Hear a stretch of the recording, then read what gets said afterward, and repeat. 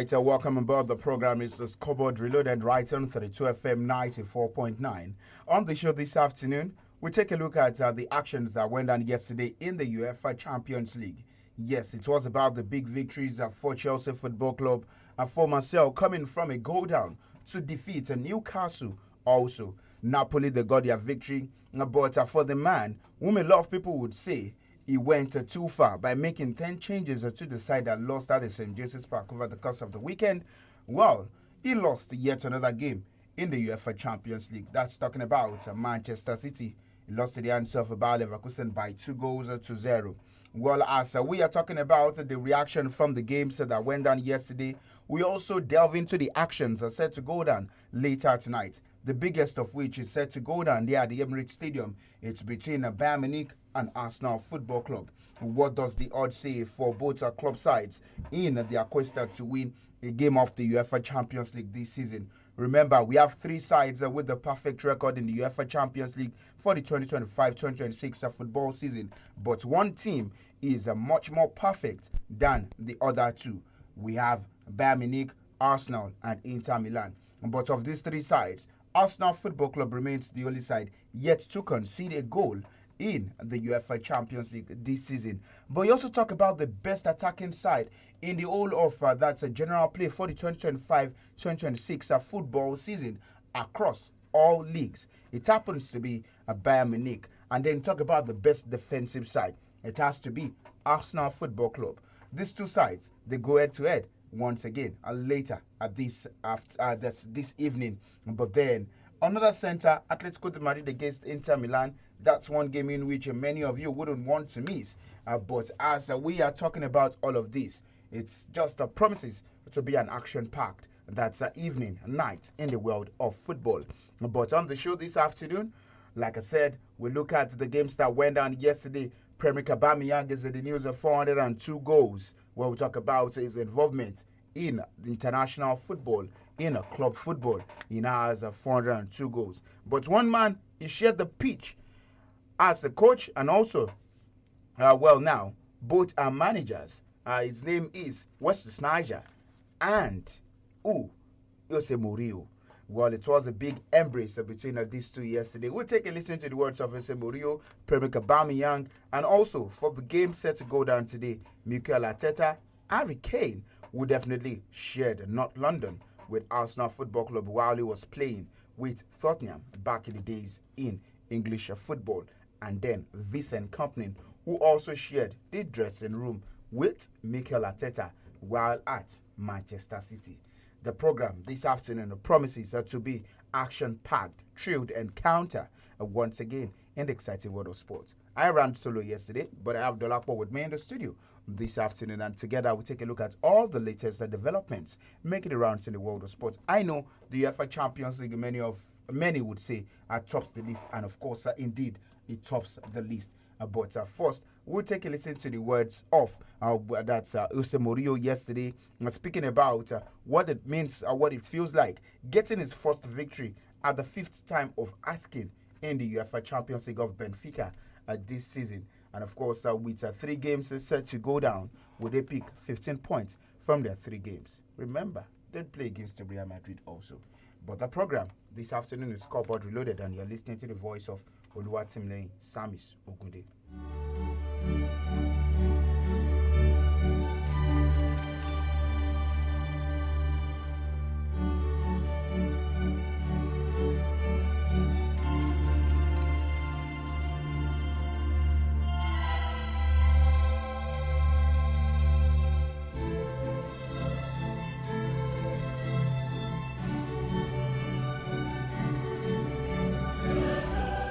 Happy because for us was a final. These 3 points were fundamental for us to give us a hope. For me, as a new coach that arrived a few weeks ago, is the evolution of the team. The team was solid. The team was compact. Even mentally, I think they coped quite well with the pressure of winning or you are out. So yes, I'm happy. How beautiful is it for you also to be back home in your home country coaching a team? My home is London.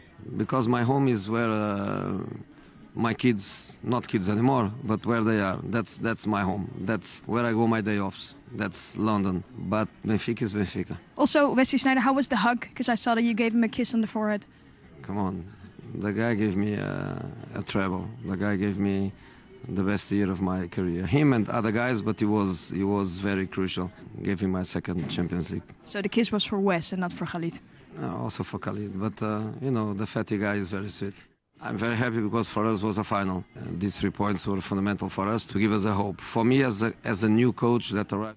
All right, today listen to the words of Jose Mourinho there, speaking about that Wesley Sneijder and also the importance of his victory yesterday for his club side.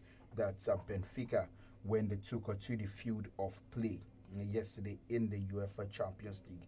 For Benfica, yesterday they played against Ajax and they won by 2-0. Remember, Ajax, they are not in the best of form, the best of that result at this point in time. But this was the victory for Benfica. And with the games ahead of them in the UEFA Champions League, just as we look into that, DOLAPO, it's a pleasure to have you on the show this afternoon. They have Napoli, they have Wigan. After Napoli, at the turn of the year, they have Juventus and Real Madrid. These are the last 3 games for Benfica. 15 points. Not 15 points now. 9 points for them to pick up. And that's in the upcoming 3 games. Can they actually pick up 9 points to add to what they have in the UEFA Champions League, which definitely is not the best for them. In the Champions League, they have 3 points, and 9 plus 3 would give you 12. Good afternoon, DOLAPO. Good afternoon, SAMIES. Good afternoon to everyone who has joined us on the show this afternoon. It's very good to come back here to talk sports. Well, for Benfica, it's going to be very hard for them. You don't put much importance, you don't attach much importance to the game they played yesterday. Yes, they got all 3 points in a game where everyone should have expected them to get all 3 points against a team like Ajax, who have been struggling this season. So Ajax have been more of a team everyone is beating in the UEFA Champions League this season, and we also saw them over the course of the weekend where they lost to Excelsior in the league, in the Eredivisie in Holland. So it's not that Ajax have been so good this season, and Benfica as well. Since Jose came in, not much things have changed for them. After the first loss to Karabakh that cost the former coach to be sacked, they've not really done anything impressive in the UEFA Champions League. But good for Jose Mourinho. He has gotten his first win. He would want to keep on the momentum from here, but it's not looking like, especially when you look at the type of games they have in front of them. When you look at the likes of Napoli, yes, Napoli have not really been impressive also in the UEFA Champions League, but you saw the way they played yesterday, and you saw you know the type of players they have in this team compared to the players they have at Benfica. Look at Real Madrid and the other game they have. I feel like Benfica would find it very hard to get anything out of this next few games. Yeah, Jose can be Jose and he should win these games, but then when you look at what he has been doing since he joined Benfica, he has not brought back the Jose of the days back. It's not bringing back the Jose of the years back. It looks like the old man is aging and he's not like the Jose of before. So I'm not expecting him to get much points. The highest I can see him getting from these games is probably 3 or 4 points. From 9 games? Yeah, that's from the 9 highest, points. Yeah. DOLAPO sees Mourinho getting that's 4 or 5 points. Yeah, that's the highest. From the 3 games for that's Benfica. But to one man also, Pierre-Emerick Aubameyang left Europe, went to Saudi Arabia. Of course, he came back to Europe, and of course, he's had that flurry of goals. He was on target yesterday, just about 10 minutes of madness from Newcastle, which definitely gave Marcel, being led by Roberto De Zerbi, that's a maximum 3 points yesterday. 46, and I think it was to the 50th minute also, and that was when Pierre-Emerick Aubameyang got a brace for himself. But let's take a listen to the words of Pierre-Emerick Aubameyang speaking about the importance of their victory also, and also to him being an happy man, coming back to the European scene, and of course getting 402 goals. He is aged 36. The word self Pierre-Emerick Aubameyang. Congratulations, man of the match today. It's a nice one. It's your best start to the season in 8 years. What do you put that down to? Yeah, no, I'm very happy to be here in this club, to enjoy those moments like this, like tonight. It was a great game. We started a bit sloppy, I would say. But then, yeah, I think we react well, and it was important to win tonight. Career goal milestone at the weekend, 400 goals, 2 more today at 36. How many are left? Yeah, a lot. Hopefully a lot. No, I'm feeling great, even if I'm 36. Yeah, I'm enjoying. And when you live this type of games, of course, you want to play more and score more. 2010 was the last time your supporters saw this Marseille team beat a Premier League opposition, and you needed it tonight in the Champions League. It was an important victory. Yeah, I think it was very, very important, especially at home, for the fans and for us. I think if we want to go through, obviously we need to win games. So yeah, it was very important. All right, so you listened to the words of Premier 𝐃𝐈𝐒𝐂𝐋𝐿 speaking there after his brace. That's against the Newcastle. Best starter to the season for him in 8 years. This man, he has traveled Germany, Spain, Italy. In case you don't know, he was with England, Saudi Arabia. And here he is in France once again. He left Marseille to join the Saudi Pro League side and then came back. I think you should put him on the same level with the likes of Didier Drogba, Samuel Eto'o when it comes to African strikers. Yes, he has not really performed so well for the Gabon. African player of the year. He has not really performed so well for the Gabonese national team. But you look at the type of players he have around him, you might say that is why he is not performing to that level. But scoring 400 goals is not a joke. 402 now, and he's still scoring. He's still performing so well. At the age of 36, you play against a physical side like Newcastle United, one of the teams that is very hard to break down, especially when they go ahead of you, when they score first. And he got 2 good goals. This guy is on another level when it comes to strikers in Africa, and he's one of the best African football I've seen. He's very underrated. We don't put him on that level, but it's high time we give him the flowers he deserves. He has been doing this for years, and he's not stopping. It is rare for you to see a striker from Africa at the age of 36 doing what he's doing. Well, you listen to DOLAPO there, but we go to the biggest one that happened yesterday. It's between the Chelsea Football Club and FC Barcelona. Oops. Well, that's a game you should really talk about. But then we talk about that game, and it just comes to mind that the only English side that has lost to a Spanish opposition this season happens to be Newcastle, when FC Barcelona defeated them by 2-1. But for every other contest, it has been Arsenal 4, Atletico de Madrid 0, Liverpool 1, Real Madrid 0, Chelsea 3, Barcelona 0, Villarreal 0, Manchester City 2. So in 11 games for English sides over that Spanish oppositions, they've won 10, and the only defeat happens to be Barcelona's victory over Newcastle Football Club. In a game where you would expect Newcastle to have won, especially when you look at the number of chances Newcastle United wasted on that day. That was the first game back at St. James's Park in the UEFA Champions League in a long run against Barcelona. They had a lot of chances in the first half of that game where they could have scored. They could have been easily leading against Barcelona 3-0 at halftime in that game, but they failed to take their chances, and that is the only team that has lost to a Spanish opposition this season. But then you take nothing away from what Chelsea did yesterday. That was spectacular. The way and manner Chelsea played that game was wonderful. That was not a performance I personally was probably expecting from Chelsea. They took Barcelona off everything. The midfield was nothing to write home about for Barcelona. And the defense line as well. I don't know. Yes, I know there is a red card, but even before the red card, Chelsea were knocking them, pressing them so high, and they made a whole lot of players from Barcelona useless in that game. Lewandowski was not really performing anything up front. Cucurella had Lamine Yamal in his pocket throughout the game. Moises Caicedo's masterclass again. They played so well. And also, you take nothing away from the 18-year-old young man, Estevao, who has been performing so well for Chelsea since he coming from Brazil. He has been playing so well. His game keeps on improving every time. And you look at this Chelsea team. They've only lost one game since September. They've lost just one game and drew one game since September. They've won every of their other games. And you also look at this team very well. They are facing injuries. Yeah, a very young squad. And last season you kind of think about it and you say maybe the only player you can call a big name or a bang average player in this team, or if you don't want to call him world-class player in that team, is Cole Palmer. And Cole Palmer has been out for some months now. And currently, they are scoring goals, they are winning games, and even since when Cole Palmer has gotten injured in that game against West Ham, if I'm not mistaken, they've had 16 different goal scorers. That is massive. They are sharing the goals. Enzo Fernandez is scoring. Moises Caicedo is scoring. Marco Cucurella. They have a lot of players who have been performing well and puts back Cole Palmer back into this team when he gets back from injury. He's back in training now. Looks like this Chelsea team, they are building something. We abused them. They spent a lot of money, a lot of talent, but looks like it's paying off for them now, and they are performing so well. In their performance thus far, Chelsea Football Club did something I think teams have not been able to achieve in the last 53 games. That's stopping Barcelona from scoring. Let's take a listen to the words of Enzo Maresca speaking about that feat by his club side, Chelsea Football Club. In 53 games? The defensive part, it's always important. You need the balance.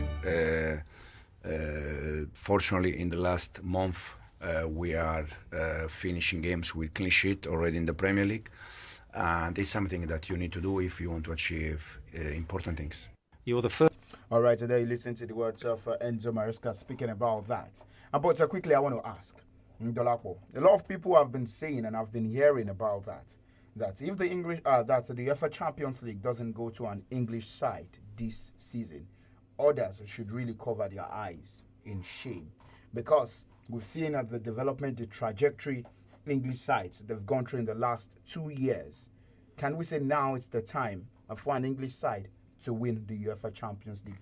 On a normal day, we would look at the Spanish opposition, but you look at the Spanish sides in the UEFA Champions League this season, what are the chances of winning the Champions League compared to the English sides? Arsenal, they lost in the semi-finals last season. Who else was there last season? Liverpool Football Club. Manchester they got to City. the quarterfinals last season. So you talk about the trajectory. Any Spanish side, okay, Barcelona lost in the semi-finals, but this time around, with the level or with the number of competitors from England that we have in the UEFA Champions League, should you really go to an English opposition?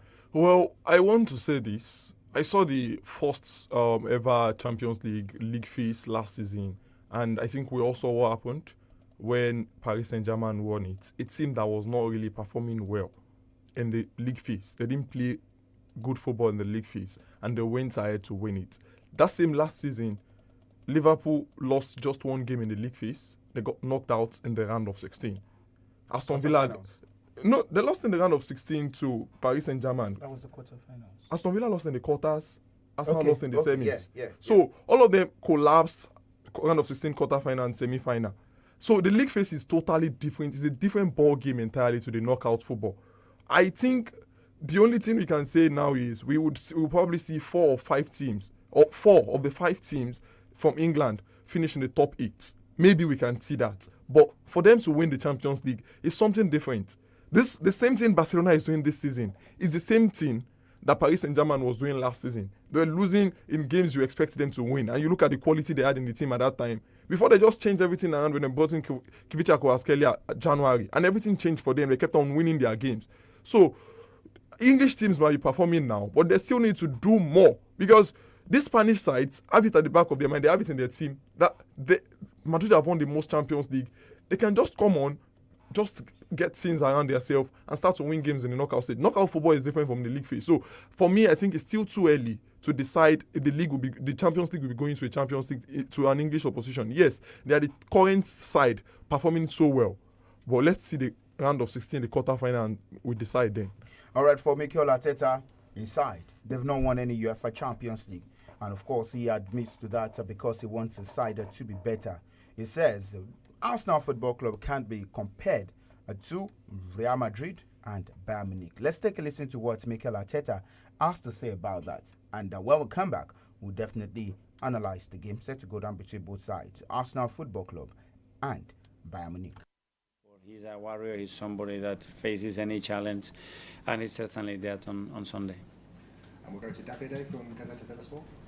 Hi. Do you think Arsenal is ready to be considered one of the elite European team, or you need to make a step like beating an already established elite European team like Bayern? I don't know. If you talk about performances and consistency, hopefully yes. But to consider that in terms of the trophies at that level, I mean, we have never won the Champions League in our history. And Bayern Munich, 6, that's why. 6. Thanks for your support.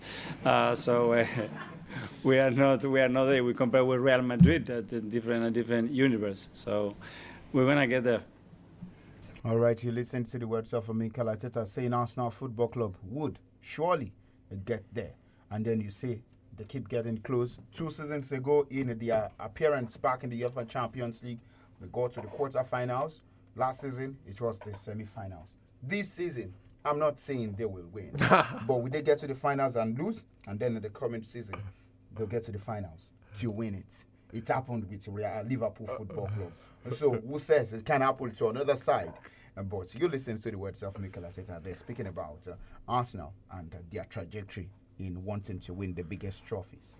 I think they are getting there. When you look at what they've done over the last few years, I think before Mikel Arteta came in, since I was born, I don't think there was a year where you would see Arsenal being ranked as the favourites to win the Champions League by anybody.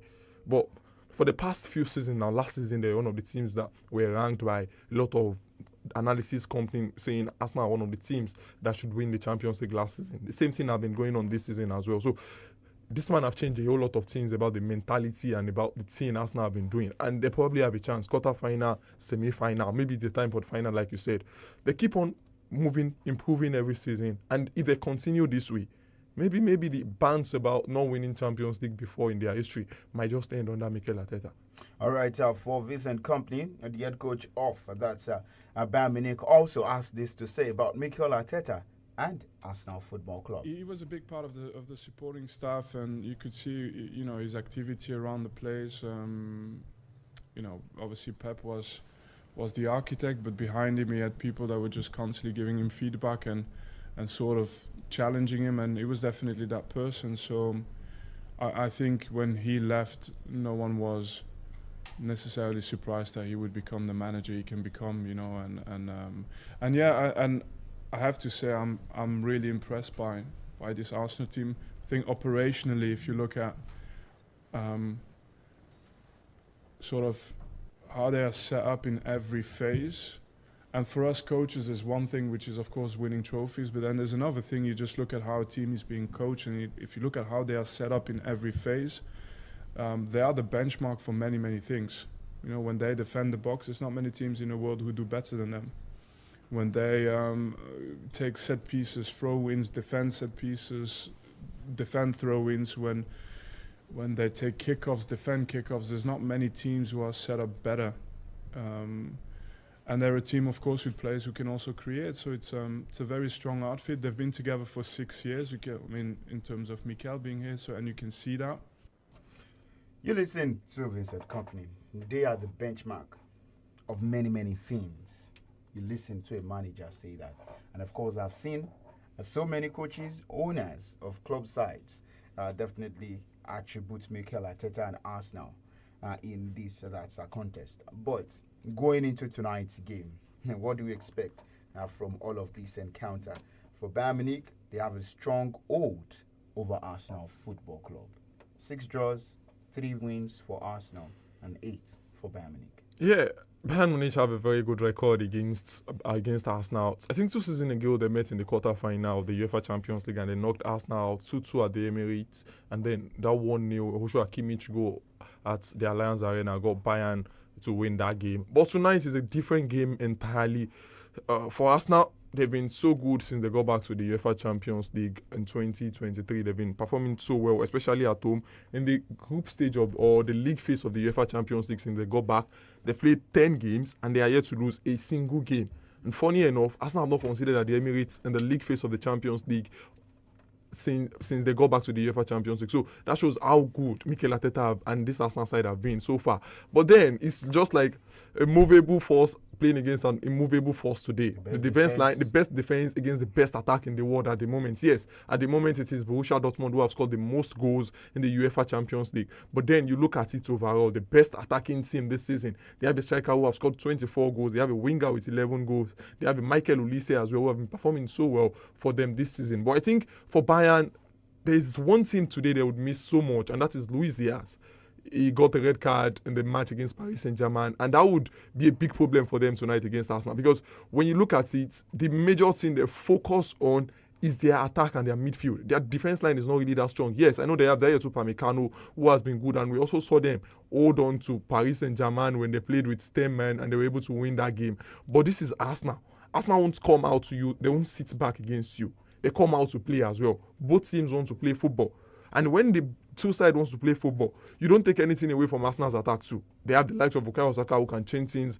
𝐒𝐈𝐒 who is coming from a weekend where he scored an hat-trick. We don't know. Leandro Trossard he has been so good this season, 5 goals and 5 assists in November. He has been so good for Arsenal. They might not have Victor Gyökeres because he was not pictured in training, but their captain Martin Odegaard is back as well. Mikel Merino played so well in the front line against Tottenham Hotspur. So they also have a very good attack that can do things for them. So if they can sleep on it defensively, Arsenal can explore their defense line and convert chances. I feel like this game won't be like what many people is expecting, goals and goals and goals. I don't see a game where there will be plenty of goals, but I think the game will be very interesting to see. Thank you so much to everyone who has joined us on today's edition of the show. But I'll leave you with the words of Harry Kane, who definitely has scored a chunk of goals against Arsenal Football Club. The program has been Scoreboard Reloaded, right on 32 FM 94.9. I am SAMIES, your sports captain. I've done this alongside DOLAPO. Do enjoy the rest of your evening, and bye for now. An unbelievable record against Arsenal, and previously you've said that sort of you had a bit of a chip on your shoulder when you've played against them, just because you were, with them briefly as a youngster. Do you